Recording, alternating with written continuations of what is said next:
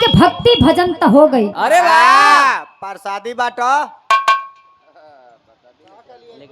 का कली आइल बड़ा हो? हाँ, दूगो सेव एगो केरा इतनी में के बटवा सबके बटा जाई। कैसे हो? सबके पेड़ के का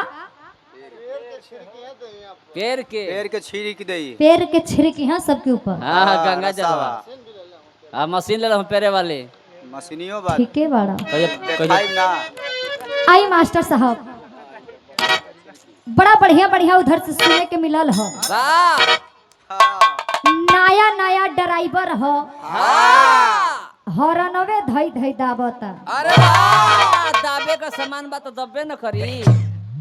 आ नया नया में होई का वाह हॉर्नो ना दबाई एक्सीडेंट तो होखबे करी। प्लास्टिक कर और सुने के मिलल हो बलमा कदर बलमा कदर ना जाने। न जानेला अरे बाली रे उमरिया के। वाह तो गाड़ी औरी फंसता। इहे हो सकत ह कहीं और फसल रहल हो यहाँ। यही से अपने मेहरारू का कदर ना जानला। वाह एगो और सुने के मिलल ह अरे वाह एगो चुमो ले जा गाल में संगे दिलवो ले जा रुमाल में। वाह लेकिन एगो काम तो ठीक है नहीं है गुरुजी। वाह कौन हो? बता दिहनी है हाँ कि जवन चुमो देही गाल में वाह उहे काटी काटी भरी कंडाल में। वाह चुम्मा पर ही हाल होई हो। देखत नहीं खा का? अच्छा तू कगो कटले बाड़ू?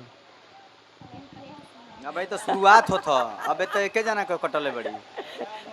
अबे आई मास्टर साहब आपको तनी कुछ मूड मिजाज में बजा के आ जाए। वाह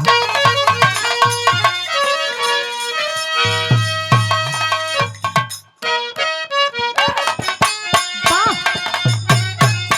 क्या बात है। ओहो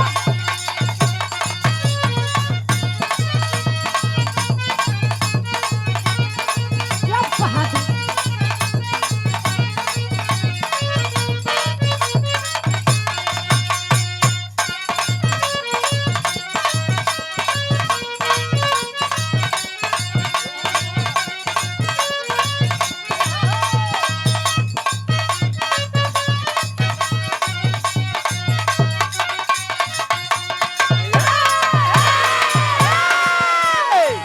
देखी ये एकदम नया गीत है एकदम ट्रेंडिंग गीत। अरे वाह हमार दू जन यूट्यूबर भैया बैठल हो लोग आप लोग के बहुत बहुत प्रणाम करतानी स्वागत बा। आज भी हमनी खातिर के भगवान बनल हो वाह जे हमनी के इज्जत खड़ा होके देखत हाँ कावत है जा। अरे वाह लेकिन हमनी के वीडियो के देश विदेश तक पहुंचावे के काम करतानी जा। अरे वाह आप लोग के जैसन केहू महान नहीं थे।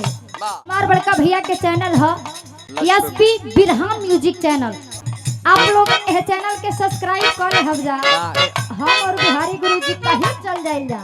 वाह बिया हुआ हो गेल कि ना? हम लोग बिया हुआ हो गेल कि ना? तो हके का मतलब है से तबे न काट के भरी। ई खुद ही भागल रहत हो तो मौका कहाँ मिले काट के भरे के। लेकिन अब हिन एह धुन के केहू भी रहो में नहीं खेगावा। अरे वाह और पाछे से लइकन का पकड़ ला। आजा बाबू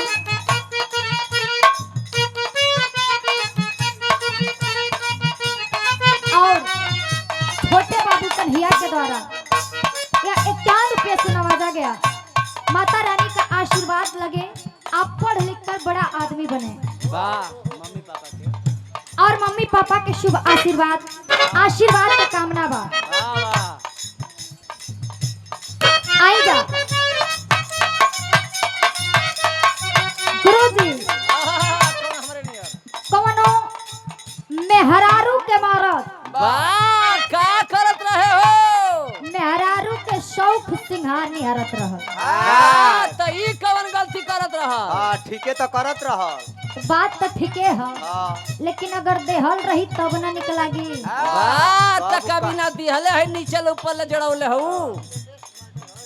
सुना एकदम नया मैटर है और यही पर कंडाल में भरैया लो ना तो ई आज यह धुन के सुन के समझ जाए जा। अरे वाह मेरा रुकल बा हाँ, तू हर टाइम हमार सिंगार निहारे लो हाँ, लेकिन देले का हवा। हाँ। सुना हमारे एगो बात कहे में हरारू बाली नई हर के हलाली नई हर के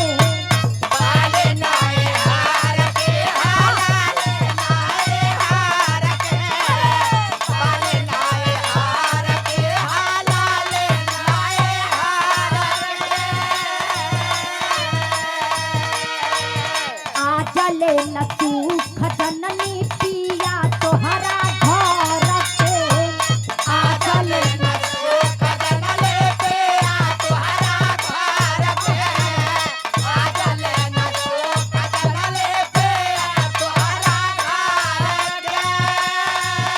मेहरारू कहे कान खोल के सुन लो आज सिंगार के निहारत हुआ लेकिन एक कहू तो हर दिहल ना हो कहे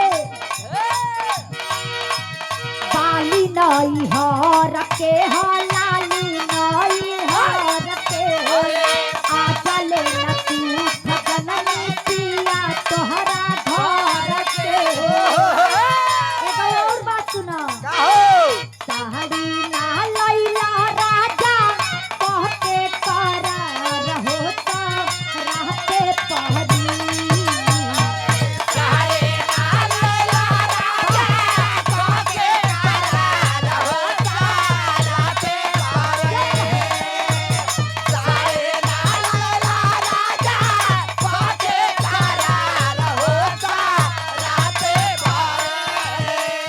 ए साड़ी ना लैला राजा कह के करार होता रहते पहरी अपना रे हारी राते महारत के लारी कहते पहरी।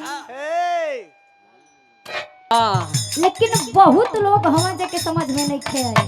का मेहरारू कहे साड़ी ना लैला